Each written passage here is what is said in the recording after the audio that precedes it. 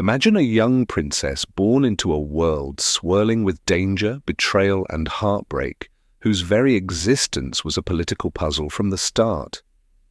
She grew up under the heavy shadows of royal secrets and deadly intrigues, yet her sharp mind and unbreakable spirit would one day illuminate an entire nation.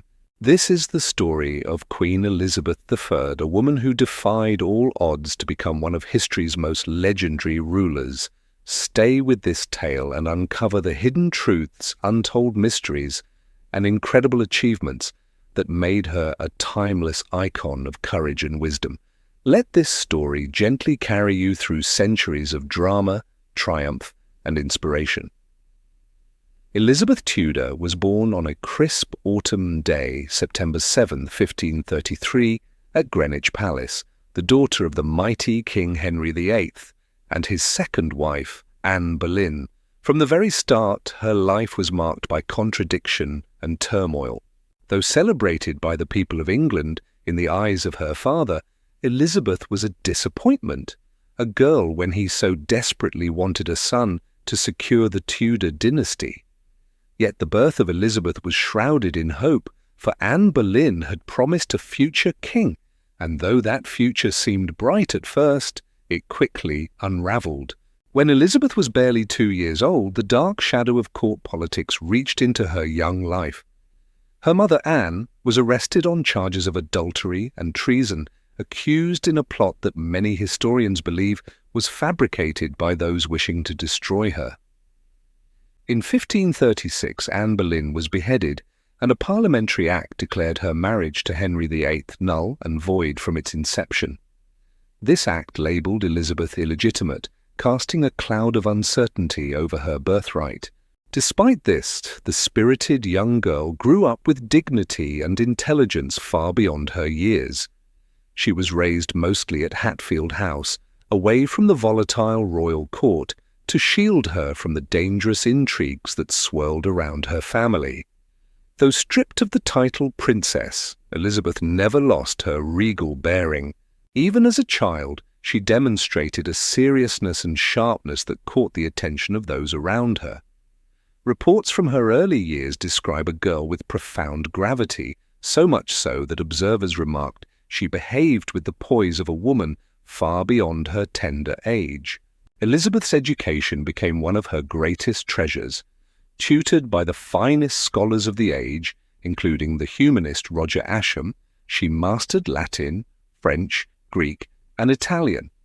Her studies extended beyond languages. She absorbed philosophy, theology, and history, blending intellectual rigor with her natural wit and charm. Alongside academic pursuits, she was skilled in music, dancing, and needlework, preparing her not only as a potential ruler, but as a cultured woman of the Renaissance. Her childhood was painted with bittersweet moments.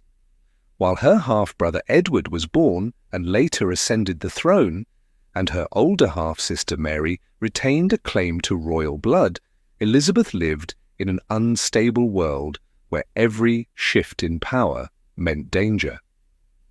Her father's relentless quest for a male heir saw multiple wives come and go, and Elizabeth bore the emotional weight of their executions and betrayals. Her relationship with Henry VIII was complex. She both admired and feared the man who could so drastically alter her life with a single decree. After Henry VIII's death in 1547, young Edward VI became king, and Elizabeth maintained a cautious but decent relationship with him. However, Edward's early death destabilized the realm once again. When her half-sister Mary took the throne and attempted to restore Catholicism, Elizabeth's life hung in the balance. Suspected of involvement in plots against Mary, she was imprisoned in the Tower of London, a black mark that could have ended her dreams and her life. But through it all, Elizabeth's resilience never faltered. Her sharp intelligence paired with a cautious political acumen helped her navigate a treacherous path until Mary's death in 1558 opened the throne to her. At just 25 years old, Elizabeth ascended as queen in a kingdom divided by religion, politics, and uncertainty. Her early life, full of dangerous losses, hard lessons, and remarkable education, forged the steel of the woman who would become known as the Virgin Queen, the legendary ruler who transformed England and whose legend endures to this day.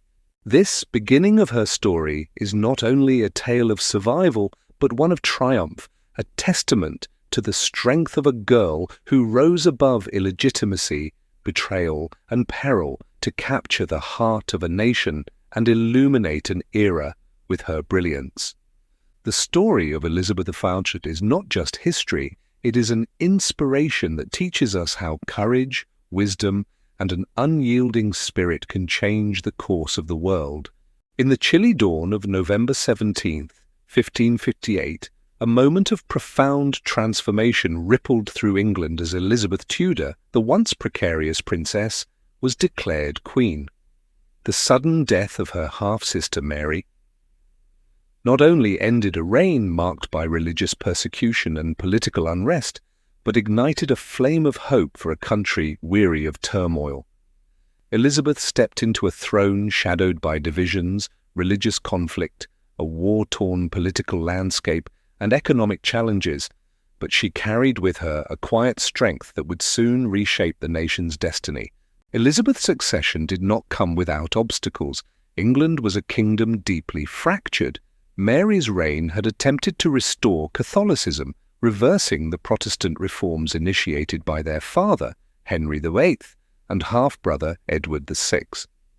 Elizabeth's own Protestant beliefs were an open secret among the court, fueling apprehension among Catholic powers and fearful factions within her realm. Yet the people greeted her ascension with a tentative optimism. Bells tolled, bonfires burned, and patriotic celebrations echoed through streets as the new queen symbolized a fresh start, a cautious hope for peace and prosperity. Within days, Elizabeth was faced with statecraft trials that would test her political acumen and courage. The line of succession that brought her to power was tangled in legal uncertainties. Parliamentary acts had once declared both Mary and Elizabeth illegitimate, intended to bar them from ruling. Though the Third Succession Act of 1543 reinstated their place in line, recognition of her legitimacy was still fragile. Concerned about her legal standing, Elizabeth sought the counsel of Sir Nicholas Bacon, the Lord Keeper of the Great Seal, who advised her to solidify her claim through the symbolism and authority of her coronation, where once crowned, her right to rule would be beyond question. Preparations for her coronation began almost immediately, with a keen eye for not just ceremony, but calculated image. According to the advice of her astrologer, the date chosen was January 15, 1559, a Sunday, when the stars aligned favorably, a fusion of mysticism and statecraft that reflected Elizabeth's understanding of power, both divine and political. The coronation marked not only her ascension to the throne, but a signal to England and Europe. There would be a return to Protestantism, but with a willingness to preserve some Catholic traditions, a delicate balance known as the Elizabethan religious settlement. The day before the coronation, Elizabeth made a grand royal entry into London. Despite snow flurries and muddy streets, the city prepared lavishly, adorning homes with banners, flags, and decorations. Thousands lined the streets as Elizabeth, dressed in white cloth of gold and pink satin, was carried along the procession route on a litter borne by mules. She was flanked by a red-robed guard and surrounded by the city's elite, projecting an image of majesty and approachable dignity. This procession was a masterstroke of political theatre, designed to win hearts and signal the dawning of a new age under her reign. On the day of her coronation at Westminster Abbey, the ceremony carried deep symbolism. Elizabeth's gestures were carefully scrutinized. When presented with an English Bible, previously banned under Mary's Catholic regime, she kissed it and laid it reverently upon her breast, publicly affirming her Protestant faith. When monks approached with candles, she dismissed them with a sharp command, signaling England's break from the old church rituals under the Pope's authority. Her every movement was a powerful statement, a queen who would unite her realm with wisdom, strength, and measured reform. Elizabeth's early reign immediately showed her remarkable political skill. Despite fears about a female ruler in a male-dominated world, she surrounded herself with trusted advisors and navigated the treacherous waters of domestic and international politics. Her court was a place of loyalty and cunning, balancing rival factions and foreign powers alike. Her careful maneuvers with France and Spain, the two dominant Catholic powers of the time, reflected her growing reputation as a shrewd diplomat. Yet the challenges were immense. Poverty plagued England, religious divisions threatened civil peace, and debt inherited from Mary's regime hampered the treasury. The spectre of invasion loomed, particularly from the combined forces of Spain and France, who saw Elizabeth's Protestant regime as a direct affront to their own Catholic monarchies. Meanwhile, within, the question of marriage and succession haunted the court. Who would be the Queen's consort, and would that union compromise England's independence? In her very first speeches, Elizabeth combined majesty with an almost personal warmth, addressing her subjects with a tone of mildness and majesty that endeared her to many. An illustrative moment came when a man in the crowd turned away in tears. Elizabeth confidently declared that his emotion was joy, a testament to her ability to read and shape public sentiment. This gift for performance, combined with steadfast resolve, became a hallmark of her reign. As the new queen moved swiftly to stabilize her reign, she drew upon her education, experience, and remarkable intellect. Her knowledge of languages, philosophy, theology, and politics equipped her to engage with scholars, diplomats, and even spies with equal poise. She was more than a monarch. She was a symbol of a new England, resilient, confident, and modernizing. The process of restoring Protestantism was not merely religious but a necessary pillar for political stability. Elizabeth's establishment of the Church of England under royal supremacy forged a path that would define English identity. This Elizabethan religious settlement included the Act of Supremacy and the Act of Uniformity, which established a middle ground designed to appease moderate Catholics and Protestants alike. This middle way would prove fundamental in reducing sectarian violence and creating a unified national church. England also saw legal reforms and the strengthening of parliamentary authority under her rule. Elizabeth was mindful of tradition but proactive in using her monarchy to uphold law and order, stimulate commerce, and foster arts and education. The Queen's court became a vibrant centre of culture, her patronage advancing theatre, poetry, and music that flourished into what history would remember as the Elizabethan Renaissance. Above all, Elizabeth's ascendancy was a masterclass in balancing the personal with the political. She consciously cultivated the image of the Virgin Queen, a powerful symbol linking her chastity with her dedication to the nation, elevating her above the reach of foreign powers through marriage alliances.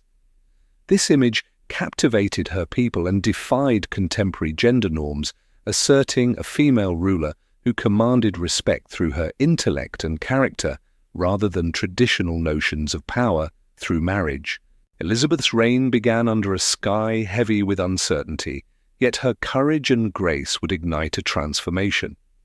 Her story at this pivotal moment reminds us that power is not merely inherited, but earned through wisdom, charisma, and an unshakable belief in one's destiny. The young queen who rode into London on that snowy January day would soon become a legend whose strength and vision changed the course of England and history forever. This beginning of her reign invites us to reflect on leadership, resilience, and the enduring power of hope, qualities as relevant today as they were over 4 centuries ago. The story of Elizabeth I's rise to the throne is the story of a woman who turned a precarious succession into a golden age, setting the stage for a reign that would inspire generations. Elizabeth I's reign, stretching an extraordinary 45 years from 1558 to 1603, was defined by a series of remarkable events masterful leadership, and cultural flourishing that forged one of the most celebrated eras in English history. Rising to the throne at just 25 years old amid deep religious strife, political tension, and international threats, Elizabeth demonstrated resilience, intelligence, and grace that not only stabilized a divided kingdom, but elevated England onto the global stage. Her marriage to the throne was immediately tested by her efforts to restore Protestantism while maintaining national unity. The Elizabethan religious settlement of 1559 was a delicate balancing act, a middle way that reinstated the Church of England's independence from Rome and accepted certain Catholic traditions to placate moderate believers. This settlement set the foundation for a national church under her reign, reducing violent religious conflicts and setting England's religious direction for generations to come. The Queen's political circle was key to her success. She appointed William Cecil as her chief minister, whose wisdom and counsel remained invaluable. The Privy Council was streamlined and comprised of trusted advisers who helped Elizabeth govern. This core of loyal and pragmatic officials aided the Queen in navigating complex domestic and foreign policies, including managing the threat posed by Catholic powers determined to unseat her. One of the most defining features of her reign was her handling of Mary, Queen of Scots, Elizabeth's Catholic cousin and rival claimant to the English throne. Mary's arrival in England in 1568, fleeing Scottish enemies, placed Elizabeth in a fraught position. Mary was a figurehead for Catholic plots and rebellions, and Elizabeth's cautious diplomatic ambivalence turned to decisive imprisonment that lasted 19 years. In 1587, with evidence of Mary's complicity in plots to assassinate Elizabeth, the Queen reluctantly signed the death warrant, ending a perilous Catholic challenge to her reign, but deepening political tensions across Europe. Elizabeth's reign was punctuated by England's growing rivalry with Spain, the foremost Catholic power. English privateers, such as Francis Drake, sanctioned by Elizabeth, raided Spanish ships and ports, accumulating treasure and striking blows against Spain's vast empire. Drake's daring circumnavigation of the globe, 1577-1580, not only brought riches and fame, but symbolized England's emerging maritime prowess. The climax of Elizabeth's naval struggle came in 1588, with the Spanish Armada, Philip II of Spain's ambitious fleet, intended to invade England and restore Catholic rule. Elizabeth's leadership during this crisis was legendary. Her stirring speech at Tilbury rallied troops with words of courage and resolve, famously declaring she had the heart and stomach of a king. The smaller, faster English fleet, aided by storms, decimated the Armada and secured England's independence, marking a turning point in European power dynamics. Beyond politics and warfare, Elizabeth's reign was a golden age for arts and culture. She was a patron of literature, music, and theatre, fostering a flourishing of English Renaissance creativity.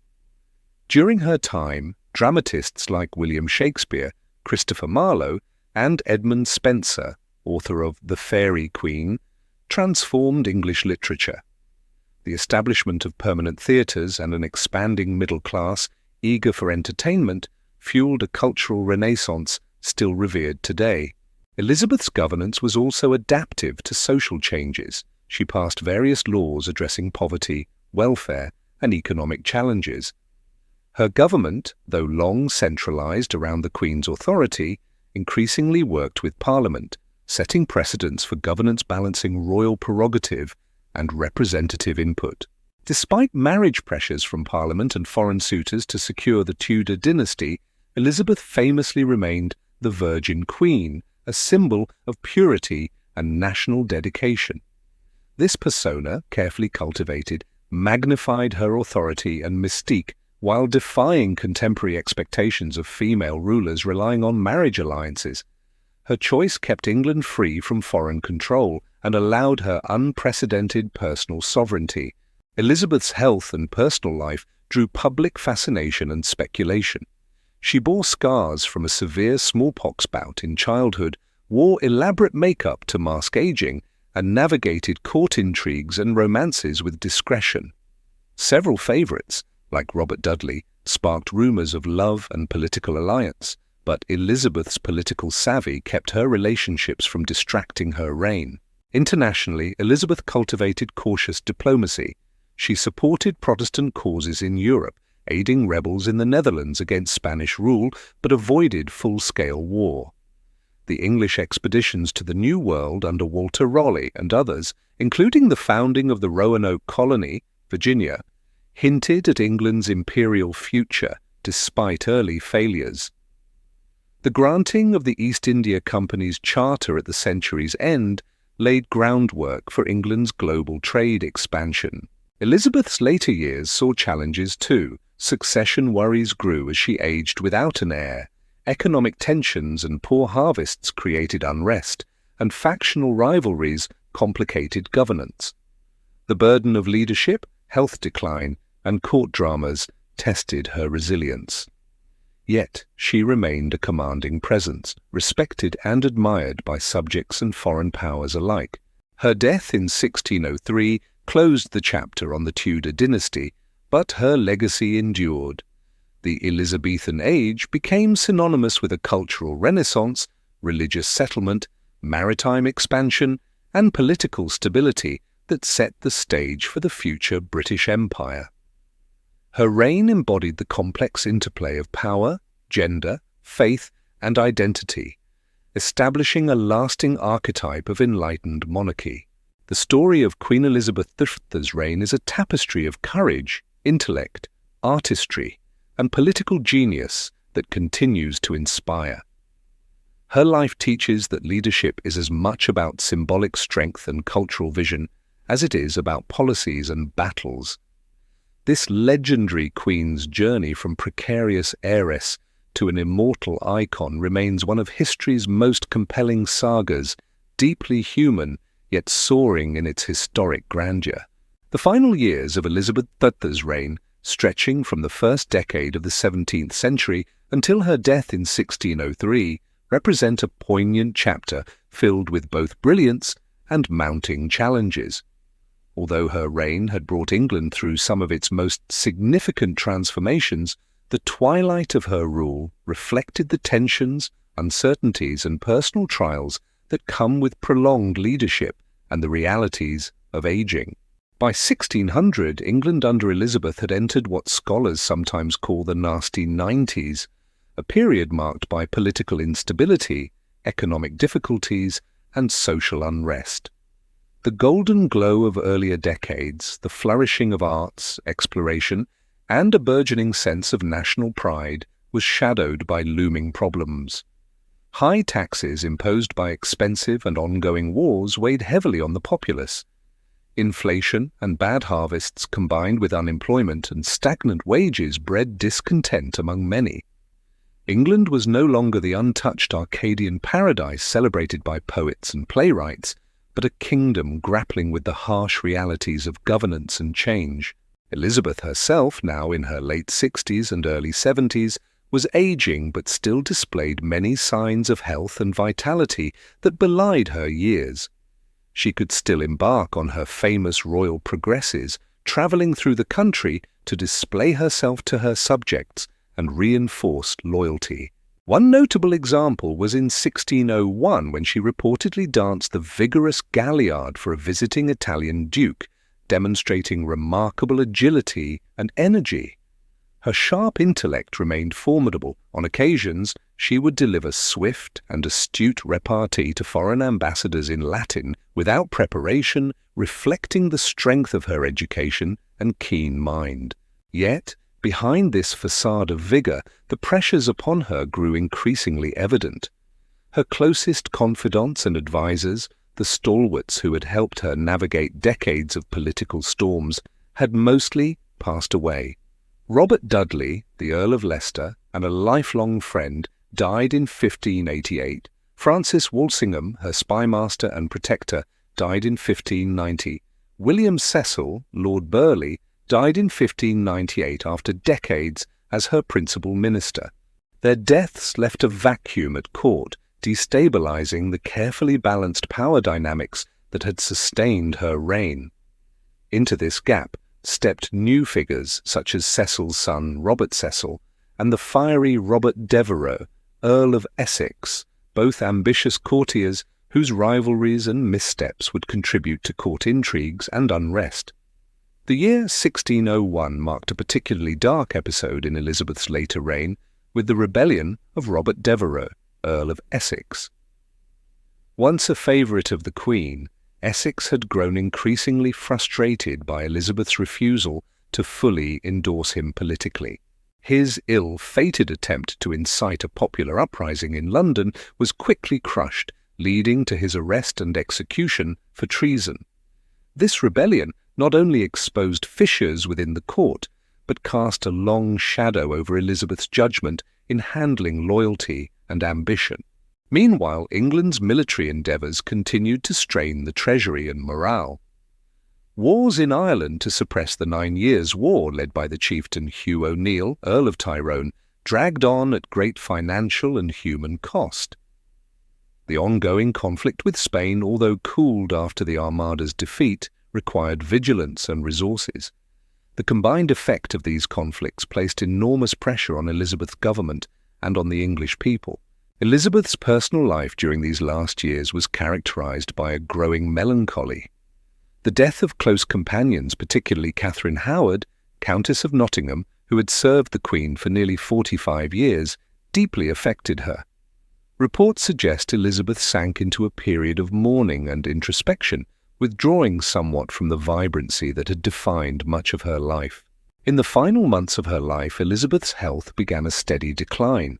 In early 1603, she retired from the hustle of Whitehall to Richmond Palace, where she would spend her last days. Suffering possibly from bronchitis or pneumonia, she became increasingly frail, eventually ceasing to eat and taking to pillows on the floor rather than her bed. Her mental sharpness largely remained, but physical decline was clear. During this period, the question of succession loomed more heavily than ever. Throughout her life, Elizabeth had cautiously avoided naming an heir, aware that naming a successor could incite plots, rebellions, and rivalries. Though many viewed James VI of Scotland, the son of Mary, Queen of Scots, as the likely heir, Elizabeth's refusal to officially recognise him prolonged uncertainty. Her hesitation stemmed in part from political prudence. Naming an heir could undermine her authority, and in part due to distrust of James's ambitions. Nonetheless, behind the scenes, her trusted minister Robert Cecil engaged in discreet communications with James, smoothing the path for a peaceful succession. As the Queen's condition worsened, the court prepared cautiously for the inevitable transition. Nobility and officials gathered, the palace guards were reinforced, and measures were taken to ensure the kingdom's defences and administration remained secure. Potential pretenders to the throne, like the English-born Arbella Stuart, were closely watched, and suspected Catholic conspirators were imprisoned or exiled. Elizabeth died quietly in the early hours of March 24, 1603 at Richmond Palace, concluding the Tudor dynasty that had shaped England for over a century. Her death marked the end of an era not only politically but symbolically, the conclusion of the Virgin Queen's remarkable journey from precarious princess to an iconic monarch whose reign defined a nation's identity. Her funeral was a grand affair held at Westminster Abbey on April 28, 1603. She was buried with regal honours beneath the altar, a tribute befitting one of England's most legendary rulers. In 1606, King James I had her body moved to rest alongside her half-sister Mary Tudor in a side chapel, a symbolic unity of Tudor lineage and the dawn of the new Stuart age. The peaceful succession of James VI of Scotland as James I of England united the crowns of England and Scotland, initiating the Stuart era. However, James's style of kingship contrasted sharply with Elizabeth's. Known for his legalistic and authoritarian approach, James's reign would eventually encounter different challenges, laying the groundwork for future conflicts around monarchy and parliament. Elizabeth's final years underscore the complexity of prolonged rule, the tension between public majesty and private vulnerability, the difficulty of wielding power amid factionalism and changing times, and the poignant passage of a monarch revered but human. Her legacy survived not merely through policy or conquest, but through the legend she crafted, an enduring symbol of intelligence, wit, and sovereign strength. At the end of her life, Elizabeth's story remains a powerful lesson in leadership and resilience. Her ability to maintain unity in a fractured kingdom, to inspire a cultural renaissance, and to navigate the treacheries of court and crown, even in declining health, continues to inspire. She showed that true power lies not only in authority but in character, vision, and an unyielding commitment to one's people and nation. Her life was a tapestry woven with courage, intellect, dramatic intrigue, and unshakable resolve, a story that transcends time, inviting generations to explore the extraordinary voyage of one woman who became one of history's most legendary queens. The final chapter of Queen Elizabeth I's life, spanning the early months of 1603 and culminating in her death on March 24th of that year, is an evocative and heart-rending tale of a once vibrant monarch confronting the inevitable decline that time imposes on all. Known universally as Gloriana, the Virgin Queen, she had ruled for over 44 years, a tenure marked by dazzling victories, cultural rebirth, and formidable leadership. Yet in her final days at Richmond Palace, where she had retreated seeking solace, the toll of decades of governance weighed heavily upon her, both physically and emotionally. Elizabeth's move to Richmond Palace in January 1603 was motivated by her desire to find a refuge in which she could best trust her sickly old age.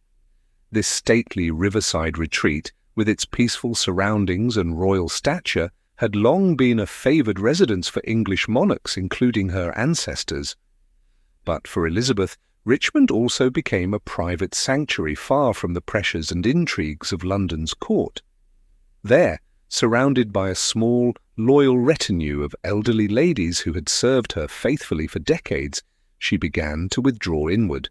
The winter and early spring of 1603 were marked by a noticeable decline in Elizabeth's health.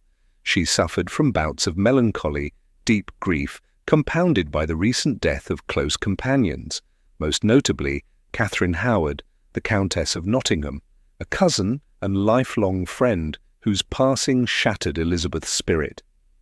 This era of losses followed earlier blows, the deaths of Robert Dudley, her beloved favourite, the spymaster Francis Walsingham, and William Cecil, Lord Burleigh, whose wisdom and steady counsel had helped anchor her reign in turbulent times.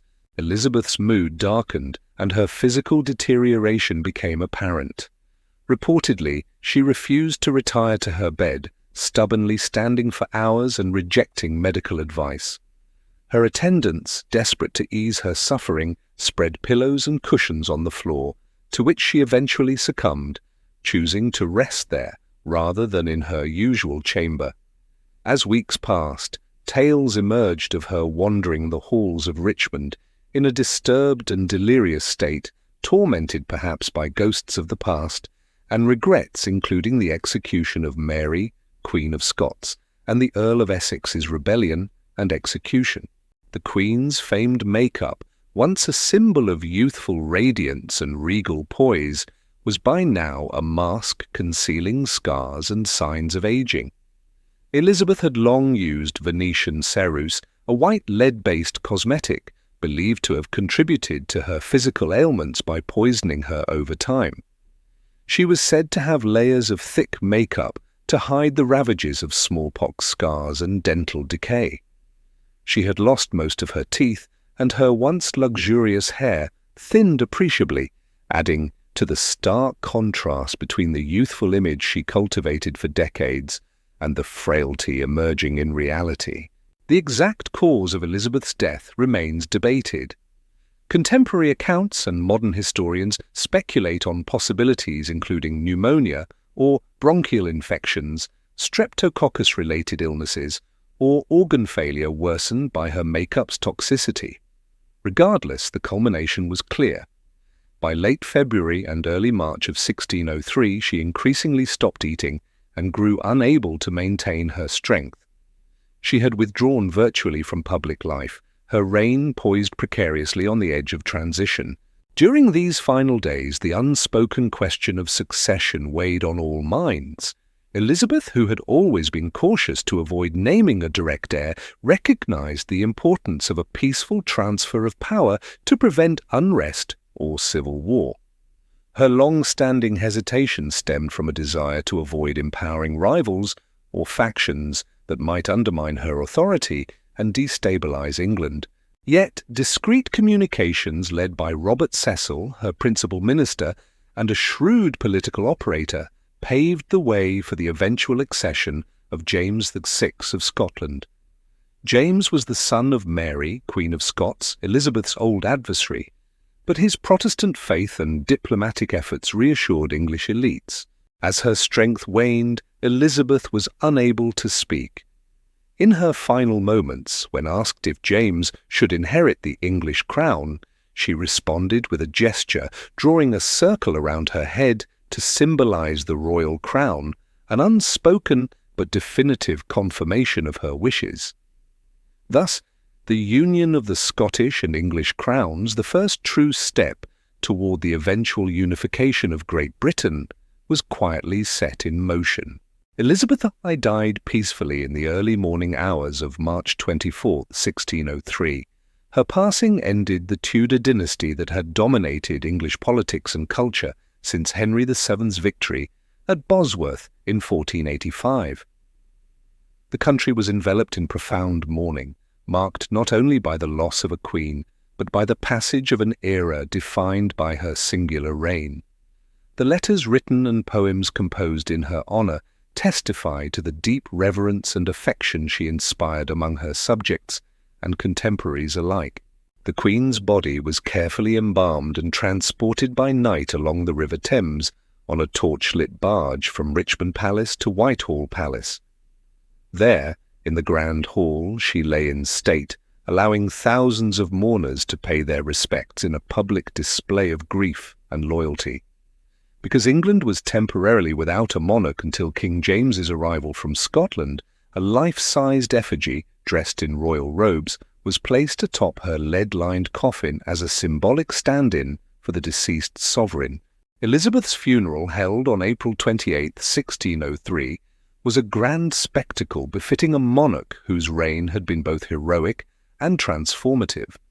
The funeral procession included participants from all social strata, from nobles and knights to servants and commoners, reflecting her widespread impact across classes. The coffin was draped in purple velvet and adorned with the Queen's ceremonial regalia, the crown, sceptre, and orb representing her royal authority. Knights bore the canopy above, and the chief mourner, the Countess of Northampton, led the assembled nobles. Throughout London, mourners lined the streets with a profound outpouring of sorrow, unprecedented in living memory. Elizabeth's final resting place was Westminster Abbey, the traditional burial site of British monarchs. Initially interred in the vault of her grandfather, Henry VII, her body was later moved in 1606 by King James I to the Henry VII Chapel. There she was laid beside her half-sister Mary I with a Latin inscription honouring them as partners in throne and grave, symbolising unity in both life and death. Nearby stands a monument to Mary, Queen of Scots, a poignant testament to the intertwined fates of these historic rivals. The death of Elizabeth I has marked more than the end of a monarch's life. It symbolized the close of one of the most extraordinary reigns in English history. Her long tenure had witnessed the consolidation of Protestantism, the emergence of England as a naval power, the flowering of English Renaissance arts and literature, and the deft navigation of the turbulent politics of the time. She left behind a nation poised for change, her legacy a mixture of political skill, cultural patronage, and personal mystique. Her reign continues to inspire because it was a story of survival, innovation, and strategic brilliance. As a female monarch in a male-dominated world, Elizabeth wielded power with unprecedented authority, deftly balancing image and influence, personal vulnerability, and public strength. She embodied a new model of kingship, one where intellect, ceremony, and symbolism shaped authority as much as armies and alliances. In the centuries since her death, Elizabeth I has become an enduring icon, a queen whose life story evokes drama, determination, and the complexities of ruling amidst shifting religious and political landscapes. Her death at Richmond Palace was the final curtain to a play of unprecedented scale, one that still fascinates historians, artists, and storytellers. The echoes of Gloriana's life remind us that leadership demands not just power, but perseverance, not just command, but compassion, not just vision, but resilience. As the curtains fell on Elizabeth's life, they rose for a new dawn, bearing the legacy of a queen who forever changed the course of history. This final glimpse into her closing days is a powerful testament to the fragility and strength of great lives, inviting reflection on the human truths beneath the crown and the remarkable woman behind the legend. Elizabeth I's early life is a tapestry woven with fascinating and often little-known episodes, marked by dramatic turns, hidden struggles, and surprising moments that would shape the character of one of history's most legendary monarchs. While much has been written about her reign, delving into the secrets and curiosities of her childhood reveals a story brimming with intrigue, resilience, and the undeniable spark of genius that defined her from an early age. Born on September 7, 1533 at Greenwich Palace, Elizabeth's very arrival was not met with the jubilation one might expect for an heir to the throne.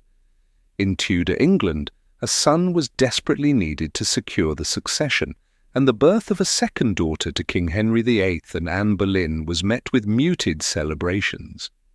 Official announcements initially referred to the new child as a prince, only to be hastily corrected to princess, reflecting the court's disappointment. The imperial ambassador Eustace Chapuis noted there were no bonfires or typical festivities, seeing her birth as a divine punishment for the king's controversial marriage and break from the Catholic Church. From the start, Elizabeth's life was overshadowed by politics and peril. Her mother, Anne Boleyn, was a queen of immense ambition, but also of many enemies. When Elizabeth was just 2 years and 8 months old, Anne was arrested and executed on fabricated charges of adultery, incest, and treason. This act not only robbed Elizabeth of her mother, but legally declared her illegitimate by an Act of Parliament nullifying her parents' marriage retrospectively. Stripped of the title princess, she became simply Lady Elizabeth, a status of uncertain rank and future. Despite these monumental losses and challenges, Elizabeth's early years demonstrated a precocious intellect and a maturity beyond her years. Even by the age of 6, observers admired her gravitas, commenting that she carried herself with the seriousness of a woman in her 40s. She was known for her sharp wit and composure, qualities that would define her rule. Her governess, Catherine Ashley, who became a lifelong confidant, recognized Elizabeth's remarkable intelligence and was often cautioned by the royal household to be wary of the young girl's knowledge of court politics, a disconcerting awareness for one so young. One lesser-known but fascinating incident from Elizabeth's childhood involves her delicate dance with danger amid court intrigue. At the age of 12, she reportedly angered her father, King Henry VIII, so profoundly that he banished her from his presence for a time. The reasons remain unclear, but it may have been linked to her loyalty to her mother's memory or her stubborn disposition. This event prompted Elizabeth to adopt a more cautious demeanor and deeper loyalty toward her father, suggesting an early understanding of the perilous nature of royal life. Elizabeth's education was another remarkable aspect of her upbringing, underpinned by an extraordinary dedication given her precarious position at court. After her father's death in 1547 and during the reign of her half-brother, Edward VI, Elizabeth was granted access to some of the best tutors of her day. She became fluent in at least 7 languages, including Latin, Greek, French, Italian, Spanish, and Welsh, an exceptional accomplishment, especially for a girl at the time. Roger Ascham, her tutor and a Cambridge scholar, praised her diligence and aptitude. His accounts reveal Elizabeth as a conscientious student, with an avid love for learning, earning him admiration and the affection of many at court. Among the more intriguing stories from her youth is her complex relationship with Edward VI, her half-brother and king. Despite the fact that succession and politics often put them at odds, Elizabeth and Edward shared a close bond. They were said to resemble each other physically and often found refuge in shared companionship amid the volatile Tudor court. Edward's death plunged Elizabeth into an even more uncertain position when her older half-sister Mary, a devout Catholic, ascended the throne. Elizabeth's childhood was further endangered during her adolescence. She faced several perilous political plots that threatened her life. One notable scheme involved Thomas Seymour, the ambitious uncle of Edward VI, who plotted to marry Elizabeth, then still a teenager, and seize control of the kingdom. Seymour's plan was to rule through this marriage and elevate himself to power, but the plot was uncovered, Seymour was executed, and Elizabeth narrowly escaped implication, thanks largely to her innocence and her protector's vigilance. Her survival through such dangers, including imprisonment during Mary I's reign and suspicion of complicity in rebellions, paints a portrait of a young woman adept at navigating court peril with extraordinary grace and intelligence. During Mary's reign, Elizabeth was even placed under house arrest and briefly imprisoned in the Tower of London on suspicion of involvement in the Wyatt Rebellion, a Protestant uprising against Mary's marriage to Philip II of Spain. Remarkably, Elizabeth maintained her poise, steadfastly refusing to confess or implicate others, thus protecting herself and eventually earning Mary's reluctant trust. Among the myths and lesser-known facts about Elizabeth's early life is the tale of her sweet tooth and love for sugary treats, which were rare and expensive in her time. It is said that she frequently enjoyed candied fruits and pastries, a small indulgence amidst the harsh realities of her upbringing. In contrast, her devotion to scholarly pursuits was unwavering, balancing youthful pleasures with a formidable intellectual discipline. Elizabeth's formative years also included unique experiences that shaped her future reign. She was deeply influenced by the strong women who surrounded her, such as her stepmother Catherine Parr, who championed Elizabeth's education and fostered her interest in literature and theology. The presence of these female role models contributed to Elizabeth's later attitudes toward female sovereignty and her ability to govern independently without marrying. Another intriguing element of Elizabeth's early life was her immersion in Renaissance humanism, a movement emphasizing classical learning, individual potential, and civic responsibility. Through her studies and tutors, she absorbed the works of great thinkers and poets, which later influenced her speeches, writings, and patronage of the arts. This intellectual grounding distinguished her reign as a golden age for English literature and culture. Despite the instability and dangers she faced, Elizabeth possessed an extraordinary resilience and clarity of purpose from a young age. She was keenly aware of her image, understanding early how perception and symbolism could be political tools.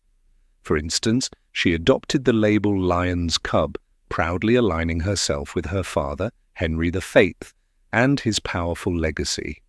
This self-fashioning foreshadowed the careful and symbolic presentation of queenship that would define her years on the throne.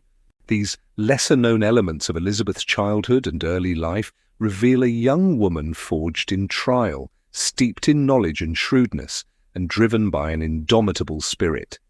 Her story of survival, learning, and political savvy amid dramatic upheaval invites admiration and curiosity, laying the foundation for the remarkable reign to come.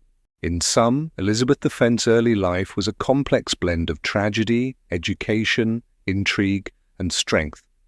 From the shadow of her mother's fall to the perils of succession and the rigors of a broad education, the formative experiences of this future queen sculpted a leader whose wisdom and resilience would leave an indelible mark on history, an inspiring narrative of transformation from troubled princess to the mighty Virgin Queen. Queen Elizabeth I is widely regarded as one of history's most legendary monarchs, and for compelling reasons that go far beyond her title. She was a masterful ruler whose influence transcended her own era, helping to forge the identity of England as a nation and leaving a legacy that resonates to this day. The story of Elizabeth's legend is a tapestry tightly woven from her political genius, cultural patronage, personal charisma, and indomitable spirit, all of which combined to make her an icon of leadership and resilience. At the core of Elizabeth's legend is her remarkable ability to rule effectively in a deeply patriarchal world that doubted a woman's capacity for leadership. In the 16th century, female sovereignty was controversial, and many believed only men were fit to govern. Elizabeth defied these assumptions with grace and strength, asserting herself as a monarch who did not require a husband's name or power to legitimize her authority.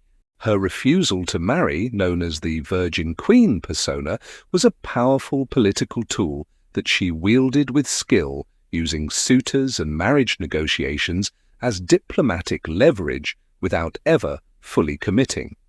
This autonomy allowed her to maintain personal sovereignty over England's destiny, a revolutionary stance for a woman of her time. Elizabeth's reign was defined by her deft diplomacy and nuanced political strategy. Taking the throne in 1558, she inherited a kingdom severely fractured by religious conflict and financial instability. Unlike her predecessor Mary the Fowling's harsh attempts at Catholic restoration, Elizabeth implemented a moderate religious settlement that established the Church of England, while allowing certain Catholic practices to continue. This compromise, known as the Elizabethan religious settlement, helped England avoid the violent religious wars engulfing much of Europe, and promoted a sense of national unity and relative peace. Her religious policy remains one of the first examples of pragmatic governance focused on stability over ideological purity. Another pillar of Elizabeth's legend is England's emergence as a major European power during her rule. Her foresight and investment in naval strength transformed England into a formidable maritime force. The defeat of the Spanish Armada in 1588 marks one of the most celebrated military triumphs of her reign, a victory that not only safeguarded England's sovereignty but announced the nation's arrival as a naval power to be reckoned with. Elizabeth's inspiring leadership during this crisis, her famous speech at Tilbury, rallying her troops with courage and resolve, has become emblematic of her fearless and charismatic command. Economic prosperity also flourished under Elizabeth's reign. Despite inheriting a nation crippled by debt, she instituted fiscally responsible policies that restored England's economy and built new commercial opportunities.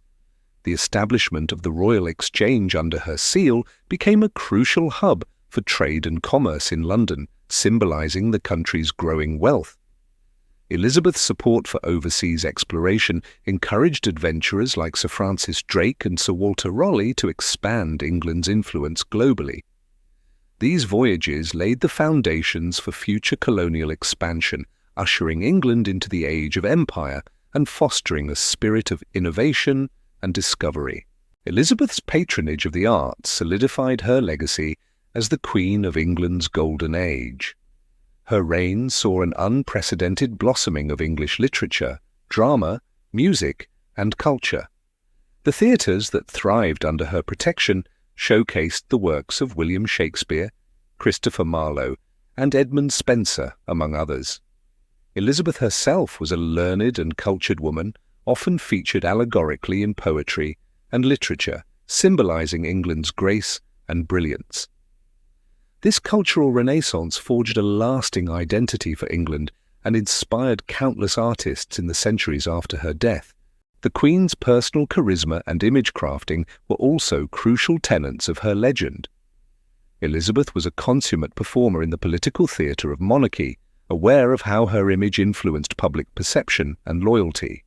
From her iconic white makeup to her lavish gowns and jewels, she cultivated an aura of majesty and mystery, creating an almost mythical persona that inspired devotion and respect.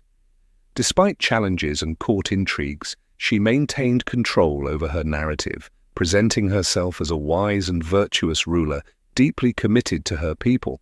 Elizabeth's ability to survive and overcome the numerous plots, betrayals, and personal losses throughout her reign also contributes to her legendary status.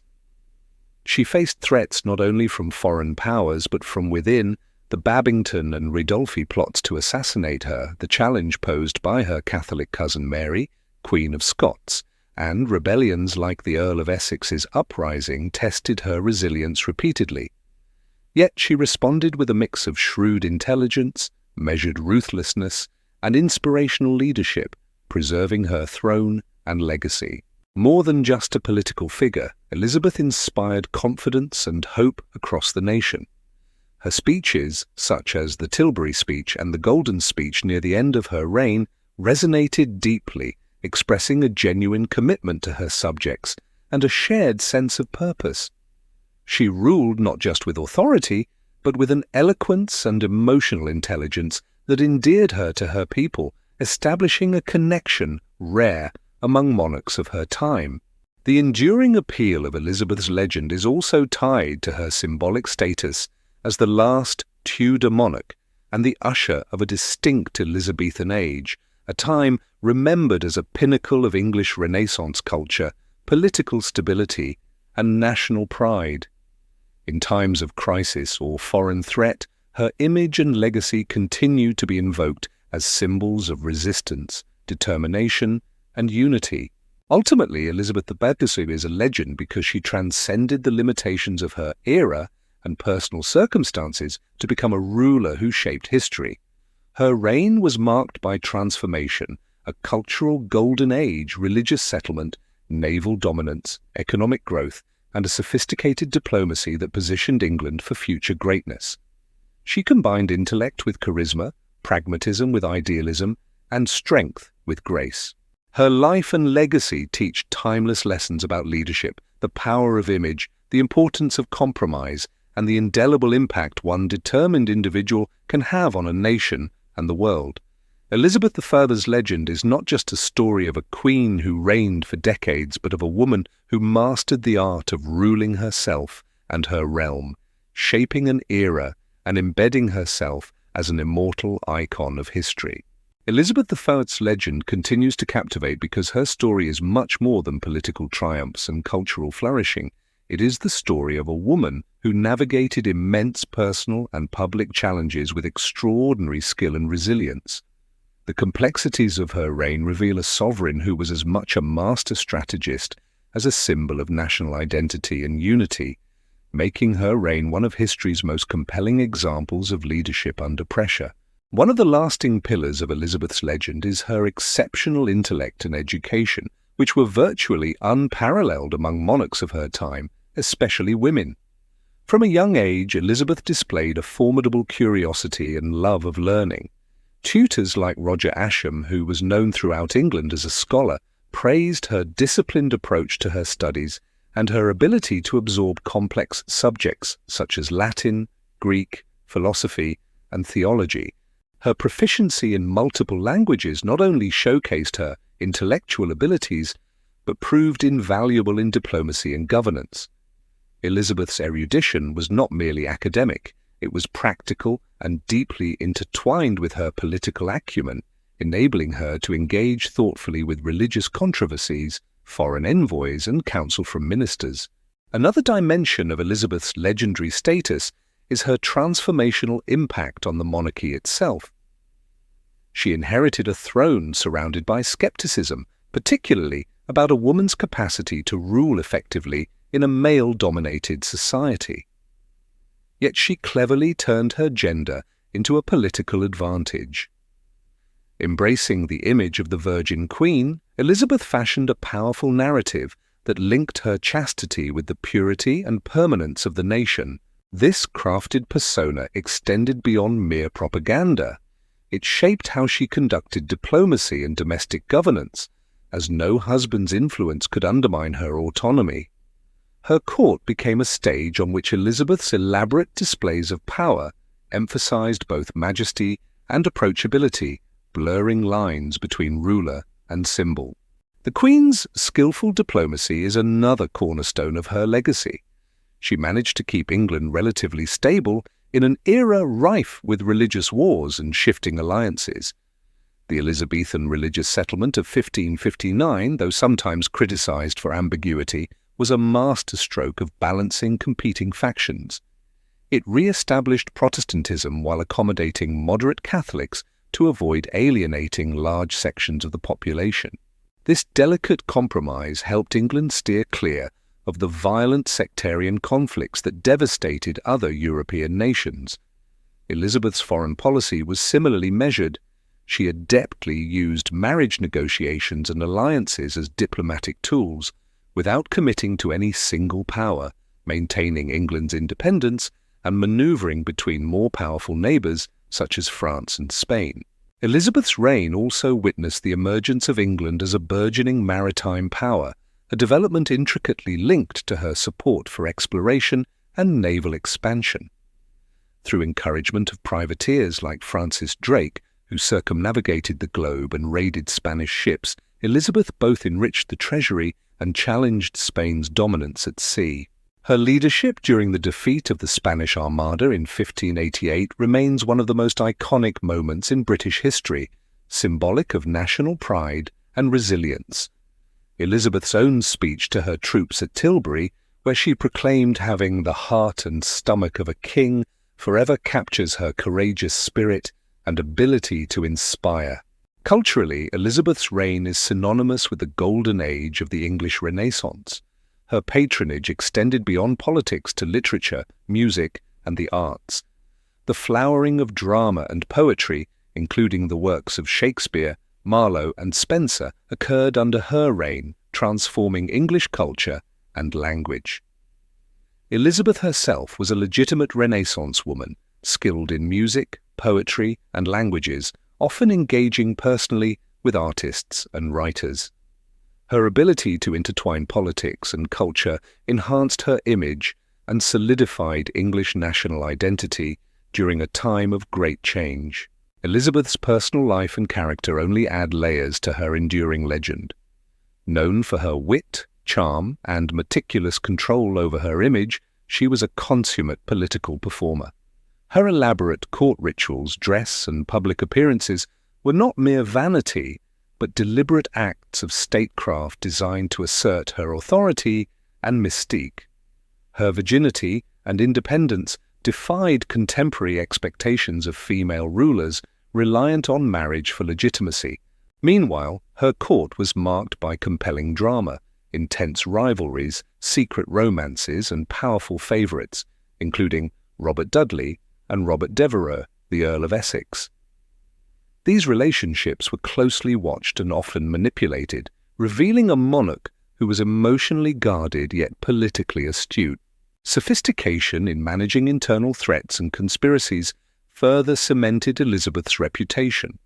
Throughout her reign, she faced several assassination plots and rebellions, the most famous being those led by the Catholic faction supporting Mary, Queen of Scots. Elizabeth's response blended legal caution with strategic ruthlessness. The long imprisonment and eventual execution of Mary, Queen of Scots, in 1587 was a painful but necessary decision for Elizabeth to secure her throne. Similarly, addressing the rebellion of the Earl of Essex demonstrated her ability to quell dissent without destabilizing her government. Elizabeth's legacy as a leader who combined strength, intelligence, and emotional insight resonates profoundly across centuries. She navigated the treacheries of monarchy, religion, and international diplomacy with a rare blend of pragmatism and idealism. Her reign provided England with political stability, a renewed sense of national identity, and the cultural foundations that would influence future generations. Her story continues to inspire because it transcends the typical narratives of power. Elizabeth I stands not simply as a historical monarch, but as a symbol of resilience, intellect, and the transformative potential of leadership. Her ability to craft and maintain a captivating personal and political role, her vision for a united and culturally vibrant England, and her unparalleled control over a turbulent kingdom make her not just a queen, but a legend whose influence endures. In the end, the legend of Elizabeth I is one of extraordinary survival and triumph, a woman who rose from precarious beginnings to become one of history's most revered and iconic rulers, forever imprinted on the fabric of English and world history. The final years of Queen Elizabeth I, often viewed as one of the most iconic monarchs in English history, were a bittersweet close to a reign that had seen England's transformation on many fronts.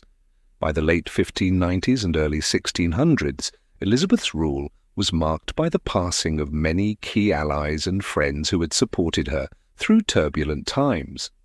The deaths of figures such as Robert Dudley, Francis Walsingham, and William Cecil left her increasingly isolated, surrounded by a new generation of courtiers who often struggled to match the loyalty and wisdom of their predecessors.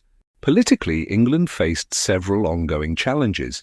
Elizabeth had to contend with factional rivalries at court, where ambitious men like Robert Cecil and the Earls of Essex and Southampton jostled for influence. These tensions sometimes erupted into open conflict, as seen in the rebellion of the Earl of Essex in 1601, which ended in his execution. This event deeply affected Elizabeth personally, revealing how the pressures of power and loyalty intermingled with heartbreak. Economically, the country was strained by the costs of prolonged warfare, especially the conflicts with Spain and the ongoing wars in Ireland. High taxes, inflation, bad harvests, and unemployment led to social unrest and declining popularity for the Queen among some subjects. The idealized image of the Elizabethan Golden Age often contrasts sharply with these harsher realities, where poverty and hardship were widespread. Despite these issues, Elizabeth remained a formidable monarch, maintaining control and stability in a nation rife with internal and external threats. Her famous Golden Speech to Parliament in 1601 encapsulated her enduring dedication to her people and monarchy, underscoring the bond she sought to cultivate even amid growing political challenges. Elizabeth's health began to deteriorate seriously in the early months of 1603. She suffered from a severe sore throat and other symptoms that left her weak and increasingly unable to carry out her royal duties. Refusing to lie down in a bed, she chose to rest on cushions on the floor, reflecting her stubborn resolve and perhaps her unwillingness to surrender to illness. Her emotional state darkened as well, haunted by the deaths of close companions and lingering memories. She was known to weep at the mention of the Earl of Essex, a favourite whose death had left deep scars. Depression and loneliness shadowed her final days at Richmond Palace, a favourite royal residence where she eventually passed away in the early hours of March 24, 1603, at the age of 69. Elizabeth died without naming an official heir, a decision she had consistently avoided throughout her reign to prevent political intrigue and instability. However, through careful and secretive political manoeuvring led by her chief minister, Robert Cecil, the path was paved for James VI of Scotland, son of Elizabeth's cousin, Mary, Queen of Scots, to succeed her. The peaceful accession of James I marked the end of Tudor rule and the beginning of the Stuart era, uniting the crowns of England and Scotland. At her death, a vast outpouring of grief swept the nation. Elizabeth was commemorated as a monarch who had led England through religious divisions, political upheavals, and foreign threats, ushering in a cultural renaissance that shaped English identity for generations. Her funeral at Westminster Abbey was a grand state occasion, befitting her legendary status. The end of Elizabeth's life serves as a powerful coda to a reign that navigated extraordinary challenges with wisdom and courage. Though her final years revealed the vulnerabilities of aging and the frailty beneath royal grandeur, her legacy remains one of resilience, intellect, and profound influence, a queen who truly altered the course of history and whose story continues to inspire to this day. Queen Elizabeth I's funeral was an extraordinary event that marked the end of an era and reflected the profound impact she had on England and its people. When she died on March 24, 1603 at Richmond Palace, the nation entered a period of mourning that was deeply felt across all levels of society.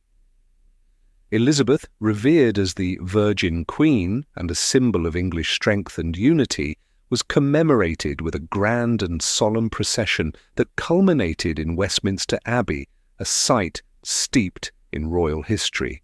Following her death, Elizabeth's body lay at Richmond for several days before being transported by barge along the River Thames to Whitehall Palace in London. There she lay in state, allowing mourners from across the country to pay their respects. The public's reaction was overwhelming, the streets filled with an outpouring of grief, described as such a general sighing, groaning, and weeping as the like hath not been seen or known in the memory of man. This profound public sorrow reflected the deep connection many felt with the Queen, who had ruled for nearly 45 years. The funeral procession from Whitehall to Westminster Abbey took place on April 28, 1603. It was a grand spectacle designed to honour Elizabeth's immense stature as a monarch and cultural icon. The coffin was covered in rich purple velvet and borne on a chariot pulled by 4 grey horses adorned with black trappings, a visual symbol of royal mourning. Atop the coffin lay Elizabeth's funeral effigy, dressed in parliamentary robes, crowned, and holding her sceptre and orb, presenting an image of the Queen as sovereign even in death. The procession was attended by hundreds, including nobles, gentry, members of Elizabeth's household, knights, squires, ladies-in-waiting, and common folk who lined the streets to witness the solemn occasion. The Lady Marquess of Northampton acted as the chief mourner, leading the ceremony with dignity and grace. Banners emblazoned with the emblems of the House of York, significant due to Elizabeth's Tudor heritage, were carried alongside the coffin, symbolizing the continuity of the royal lineage.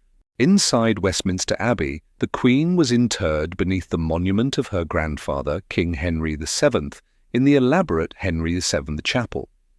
The burial was conducted with full royal honours befitting a monarch who left a lasting legacy in religion, culture, politics, and national identity. Though King James I had succeeded Elizabeth peacefully, he did not attend the funeral, possibly due to political sensitivities around the transition of power between Tudor and Stuart houses.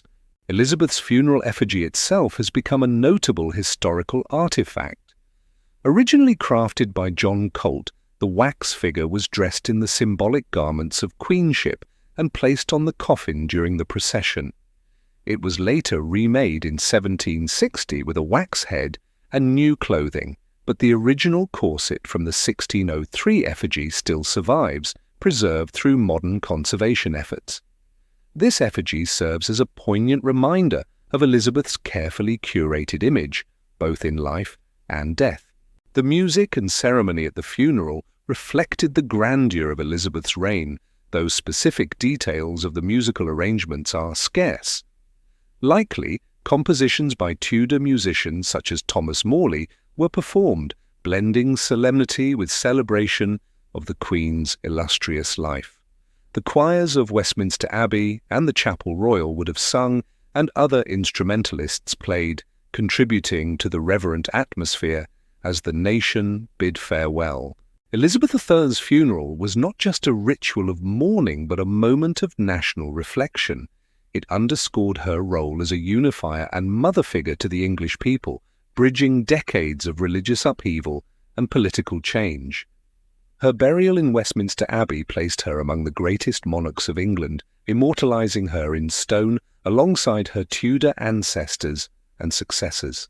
The funeral procession and ceremony remain emblematic of the deep respect Elizabeth commanded and the lasting imprint she left on history.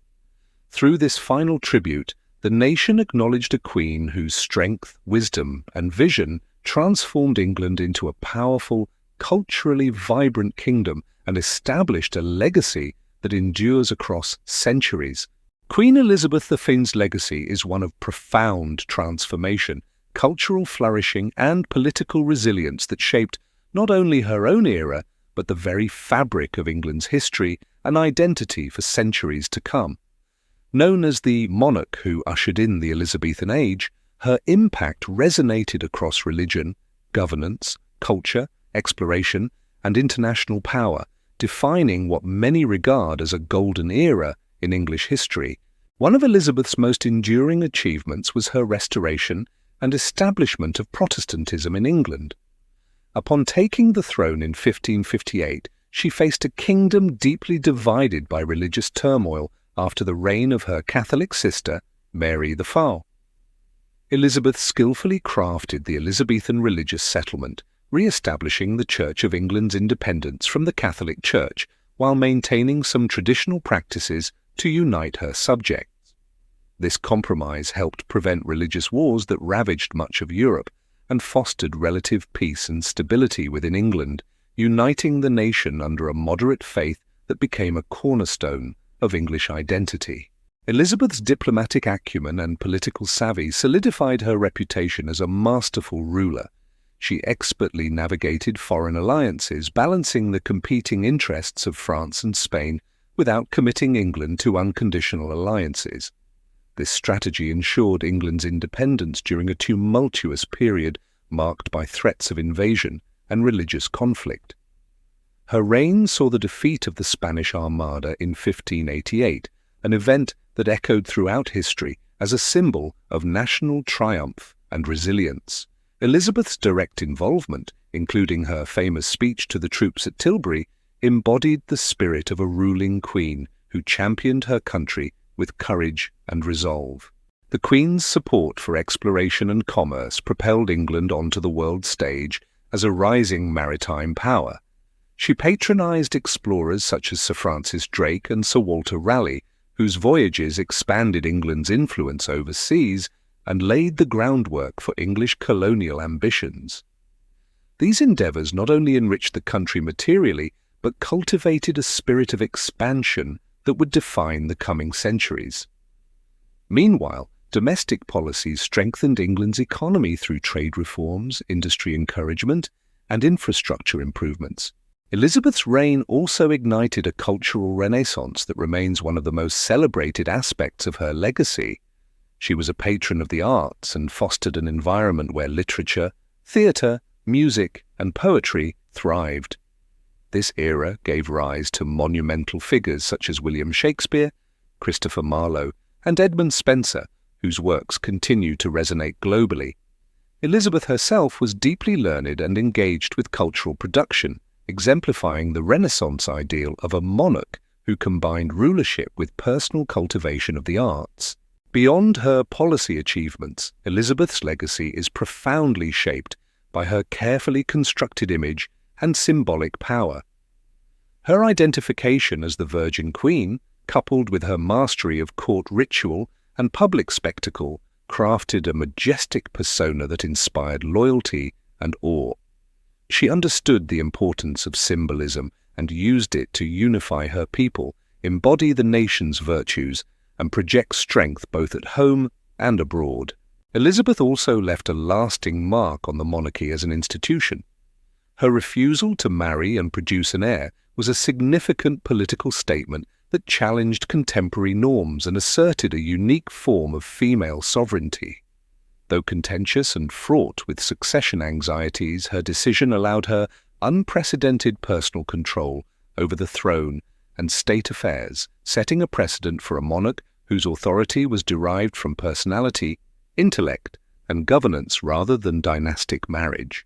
While Elizabeth's reign was not without flaws, including harsh responses to rebellion, religious persecution of Catholics and involvement in the early English slave trade, her overall impact is one of unifying a fractured realm, fostering innovation, and establishing England as a formidable power. The stability and identity she nurtured would influence British governance, culture, and imperial ambitions for generations. The Elizabethan period is often nostalgically dubbed a golden age, a reflection of the national pride and achievements associated with her rule. Even during subsequent periods of turmoil, such as the English Civil War, many looked back to Elizabeth's reign as a symbol of harmony and enlightened governance. Her legacy remains deeply embedded in English cultural memory and national mythology. In modern times, Elizabeth Di remains a powerful icon of female leadership, intellect, and charisma, inspiring scholars, artists, and political leaders. Her story transcends historical biography to become an enduring narrative of strength, resilience, and vision, a queen who mastered her era and whose influence echoes through time. Elizabeth's legacy is not confined solely to political or cultural achievements. It is equally rooted in the symbolic and emotional connection she forged with her people. Her vision of an independent, confident, and culturally rich England continues to inspire a profound sense of national identity and pride. This multifaceted legacy ensures that Queen Elizabeth I remains not just a historical figure, but a timeless legend whose reign shaped the destiny of a nation and left an indelible mark on world history. Queen Elizabeth III's life and reign offer a timeless guiding light for individuals and leaders alike, demonstrating how resilience, wisdom, and courage can transform not only a person, but an entire nation. In a world filled with uncertainty, division, and challenges, Elizabeth's story reminds us that true strength lies in balancing conviction with adaptability, intelligence with intuition, and authority with compassion. Her life teaches the power of self-awareness and the importance of cultivating one's unique talents. Elizabeth was acutely aware of the limitations and expectations placed upon her as a woman in a patriarchal society, as a monarch surrounded by suspicion, and as a ruler faced with relentless threats.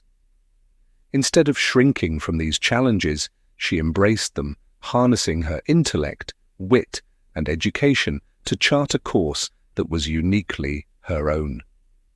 This ability to understand and use her circumstances strategically is an example for all who seek to turn adversity into opportunity.